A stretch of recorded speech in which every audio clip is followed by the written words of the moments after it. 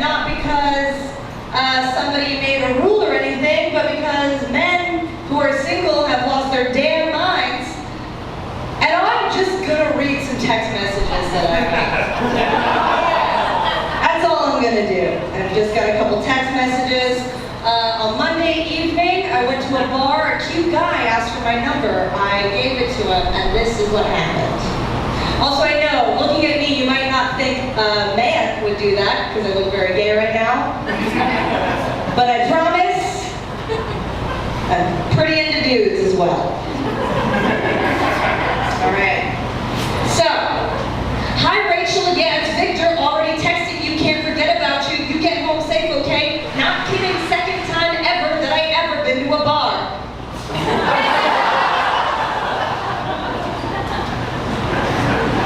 He continues. I'm just looking for a wife. Give me a break. I know a nice restaurant in Morristown, New Jersey. I will make sometime next week. TTYL, busy business. I wish I was making any of this up. He continues again.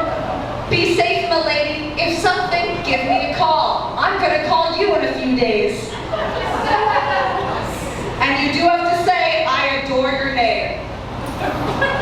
I assume he means I, but he might be a wordsmith. I don't know what mental games he's playing with me. At this point, I finally respond, I just go, LOL, dude, how old are you? Because when somebody says this is the first time ever that I ever been to a bar, I'm like, maybe you're 21. Also, maybe you're 20. We'll figure this out. Then he asked me how old I am. There's like some wordplay. He's just like, well, I don't know, maybe, how old are you? And I go, no, you first, please. Eventually he tells me that he's 25. And then I'm 30. And for me, that's just a little too young. So I go, problem, dude. So sorry, you're a bit too young. He says, it isn't. Not when you realize who I am and what I do. Very 25-year-old man. I can tell this corner has an experience. And yeah, the bravado is not inspiring. He continues, I'm smarter than you, spoiler alert. No, not after younger. Those are dumb. Spelled dumb, D-U-M. He continues again, how often do you go out? 10 times a month or more? I like that he's giving me the option to say more or less. You know when you go to like the doctor and they're like, how many drinks do you have in a week? 5 or more? They're just giving you a nice out, you know? I don't respond, and then he just goes, yeah, I thought so. I say, I'm so sorry, I'm really busy. And then he responds with the golden ticket, that's why you, the lady, are single without kids at 30. 1, stop listing my greatest accomplishments. Okay. Also 2, I have no beef with anybody who's married with kids at 30. That being said, why is me being single without kids at 30 a downfall, you know? I get to do whatever I want, whenever I want. Oh no! Anyway, so I'm kind of trying to nullify the situation. I'm trying to make things easy. I just said, it was lovely to meet you. You're just far too young. And then he goes, I lied, I'm 32. And then he goes, 38? And that's when I block him. How are you guys doing? Nice.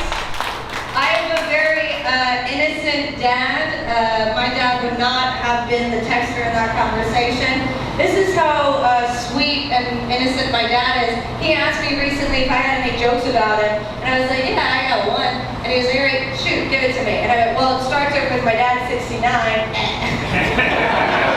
And he goes, oh, I get it. I'm old. I feel bad though because like I can't really criticize Philly. I thought it was like a 1920s slang term for something being a load of bullshit. That's a load of bukkake. You know what I mean? It sounds right. Turns out it is a load of something. So I'm originally from DC, and one of the things that happens when you're from DC is that you think you can do any cool government job. Why are you clapping? Wait, shit, where? Hyattsville. No. I can't say that here. I feel like everybody in here says, I'm from Philly, and that's fair. They're out here. Don't try to get them against me. Don't commiserate. We are all from Philly. Yeah. Now I'm from DC originally, and one of the things that I wanted to be when I was a kid was a spy. And so I told my dad one day, I was like, Dad, I don't know if I've ever told you this, but I really wanted to be a spy growing up. And he just goes, you know nothing of being a spy. It's a weird response. But honestly, I think as a woman, I might know a thing or two, because there's a fun story in World War II. There was this lady who was a spy for the resistance, and she just got out of getting caught by a Nazi by flirting with him. She was like doing her little thing, like getting her whole radio situation set up, and she was just, and then some Nazi comes up and he's just like, hey, Fraulein, what is going on over here? And then she, super French, just goes, oh, monsieur, I just heard that there's going to be, I don't know why she's German now. Okay, hold on. I messed up. I have to think about it. Hold on. I gotta do this. I heard there's going to be, no, she's still German.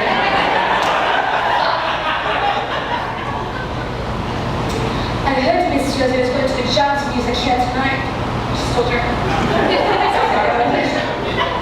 And I know that the BBC is banned, but I love jazz music, monsieur. Do you love jazz? And the German guy, she's like, oh yeah, I love jazz. Continue, go ahead, Fraulein. Alright. If I could figure out a French accent, I think that joke would have been incredible. I just want to say. Let's see here. I am Cuban, believe it or not. Wow. I knew it was your footnote, perfect timing. No, I thought I was Cuban at least. Is the thing. So my mom, my whole life, she told me I was Cuban. She's like, we're Cuban. And I was like, yo soy Latina. And then eventually she was like, no, I'm Cuban, your dad is white. And I was like, yo soy un poco Latina. That's not me. And then college was coming around and she was just like, I think you need to know I'm half Cuban, which would make you a quarter. And I was like, that's fine. Colleges will take that. And I did Ancestry.com. I found out that I am only 11% Cuban, and the rest of me is English. Just goes to show you I've been colonizing myself my entire life. That's cool. But I did grow up with an abuelita. Anybody else in here grow up with a Catholic grandmother? Woo! This is Philly. This is a big Irish Italian crowd, a couple Catholics in here. Did your grandmother think that your worth was based on your hymen? A little bit? Thank you. It's true. Okay, so this is the thing. So when you grow up Catholic, your grandmother, she's just like, you need to find a man before you break down. And my abuelita thought that I was going to be a whore because I climbed trees. And my mom was like, why do you think that's going to happen? And she was like, well, she's going to break her hymen and be worthless to men. That is not why I'm going to be worthless to men. I can guarantee you. Plus, I've never hooked up with a guy and he's been like, I don't know, this feels used. You know what I mean? She's pretty happy. She would be happy to find out I was a late bloomer. Any late bloomers in here? Late bloom, that's a rough stop. Clapping. No, they're lying, okay? What is late for you? 24, never had a single serious relationship. 24, never a single serious relationship. That's late. That's fair. I was 20. That's kind of late too, right? Was there a reason why you decided to wait? It's not about my personal. Does that about the right person? Yeah, because when we're told that we have to be in love, that's bullshit. You do not have to be in love to have sex for the first time. I was told that my entire life. It was my horniness versus my morality. Because my morality was like, oh, to lose your virginity, you have to be in love. But then my horniness at a certain point was just like, yo, you can love anyone. Do it. I lost my virginity to a German exchange student, hence my affinity for the accent. It's pretty fucking great. Because in Germany, when they teach sex ed, they teach about female and male orgasm. So clap it up for that, for sure. I love the guys that are clapping it up like, yeah, we know too. You guys seem like you know, that's a humble clap. No, so like, it's me and this guy, and we're about to have sex, and he just goes, do you like it fast or slow? And I was like, blitzkrieg. Really fast. It was incredible. It made me come so hard I fell in love with it. Then afterwards, I was just like, how did you know to do that? He was just like, class? Like, they teach us as a diagram? It was incredible. Oh man, but I just got out of a relationship. Anybody in here single? This doesn't seem like a single place. I will say, like, this seems like everybody's date night. Have you guys known each other since high school? There was one no, one yes. All three of them, and they're just lying to me? What's the fun? You were in the group. You guys, all three of you went to high school together. Okay. Did you lose her? Or was somebody else? How dare you? It's like, oh yeah. No, I'm totally got on track. I'm sorry to point you guys out. Okay, thanks. No. I just got out of a relationship. You know when you're at the end of a relationship, when you try to like spice things up? You know? You guys have been together for a long time, so you're both like, absolutely. What? You guys have gonna be together for a long time. You're giving off like in vibes. Good for you. Wait, hold on. What made the second date happen? What was his deal that you were like, I want to do this again? Yo, you can tell me. Whisper in my ear. Ooh, he's hot. That's true. You're a handsome man. I'm not hating on you. I promise. Despite my next joke. Okay, no, let's get into it. I've been like trying to like spice up a relationship before, and we were like at that point, and the dude was just like, hey, I have an idea, let's watch porn together. And I was like, sure, let's do it. And so he gets on his laptop and he types in lesbian schoolgirls. And I was like, all right. And there are these two girls wearing these like teeny little skirts. And this one girl turns to her friend, she just goes, oh, Kelly, I don't think you do too good on this test.